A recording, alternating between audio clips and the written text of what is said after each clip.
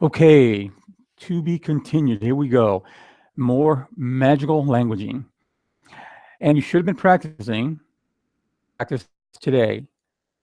Stay over in your mind or use them in the conversation.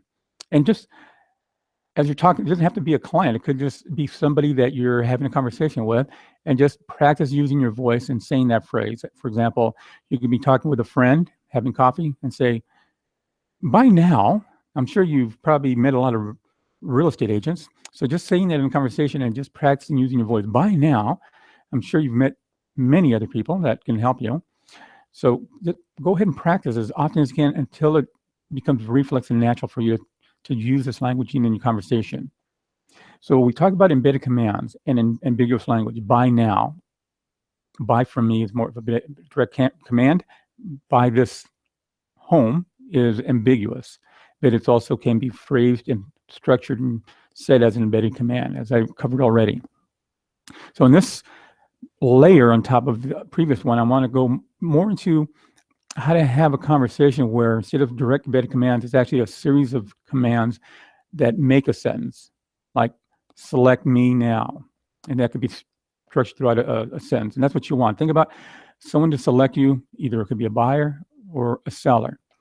And so what would you say to them to select you, to choose you? Could be choose me, select me, hire me. And having those in your mind and writing them out, what words you want to actually have that priming effect, that train of thought. So before I go into that, let me explain what Darren Brown did in that demonstration. In the shopping mall, he used ambiguous language. He also used ambiguous pattern interrupts that we'll go more into later on. However, from direct commands to ambiguous commands, and just to share one of them, at the end of his demonstration, as you heard when right before he had everyone to raise their hands, he talked about some discounts and some things happening on the second floor. And he said, if you want to take advantage of that, come right arm up now. Come right on, instead of saying come right on up now, he said come right arm up now. And so that's ambiguous. Come right arm up, come right on up. And then he actually shifted his voice. Instead of into a low come right arm up, he increased it a little high, almost like light and airy. Come right arm up. And then he shifted down to a command now. So it doesn't always have to go down. It depends on what you want. Ideally, if it's going to be a command, you want to lower your voice. And that's an example of very ambiguous languaging as he used it throughout his 30-minute recorded message, plus adding some other techniques in there that you're going to learn also as well. And in your conversation when you're having with clients, when you think about how can I capture their imagination and have them follow my train of thought to feel confident to select me.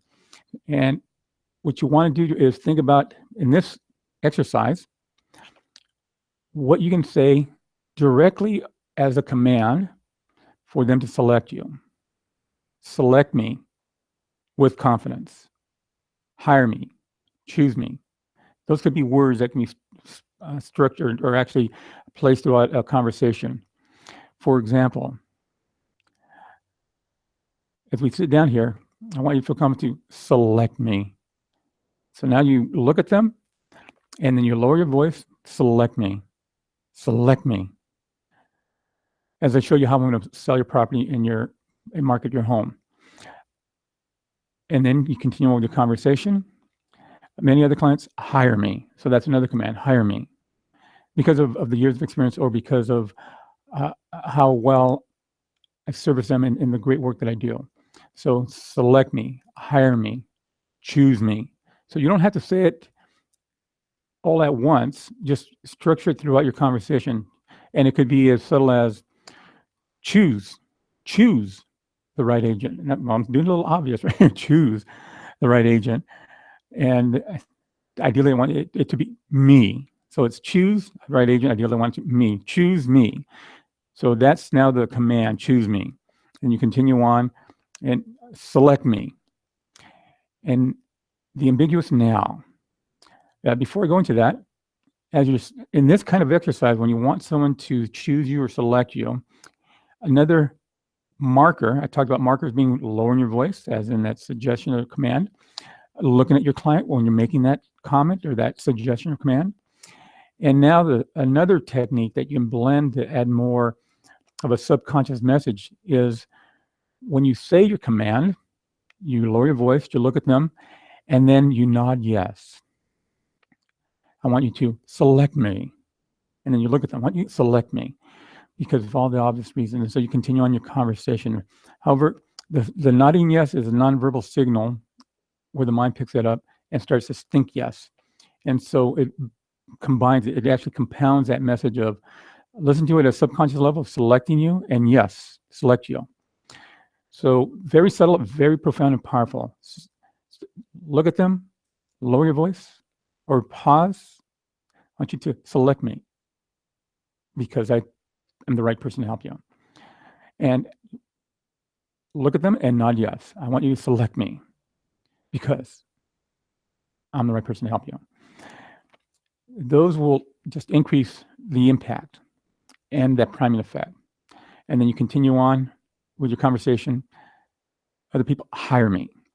Yes, hire me because of my track record, because of all of my experience in the industry and knowing this neighborhood. So select me, hire me. And I want you to feel comfortable, choose me.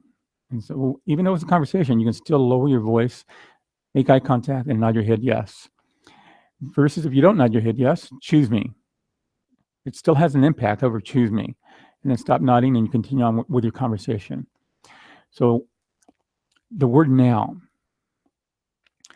it can be ambiguous because you don't know if it's going to be connected to the front of the sentence or the next sentence following that. So I want you to choose me now.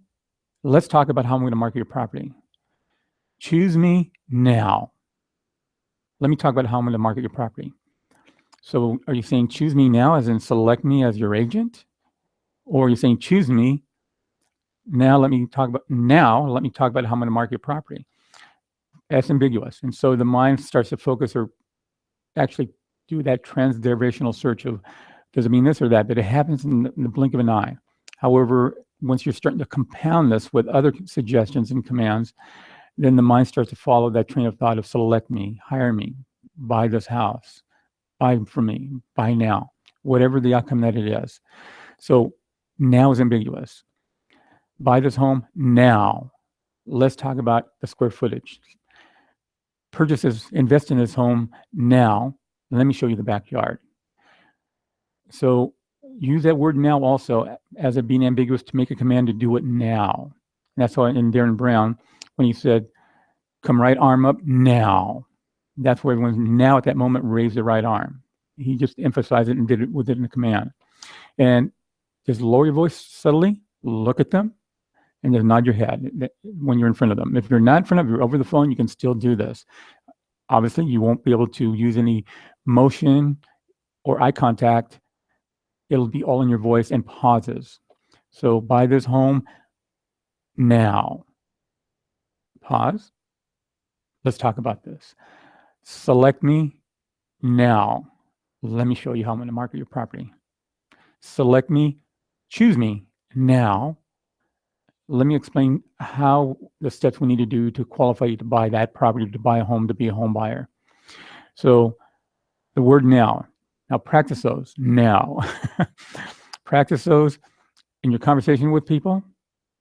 Write out, there's another exercise. I want you to write them out and submit them to me. And if you can, call me or record it so I can make sure you're on track and really accelerating your success in learning these, to be able to talk in a way that's very convincing and compelling, to get more yeses, to use your communication to leverage and make your job a lot easier, because you're going to be talking and talking. However, if you're not guiding them in the direction that you want, they will not take the direction that you want them to have.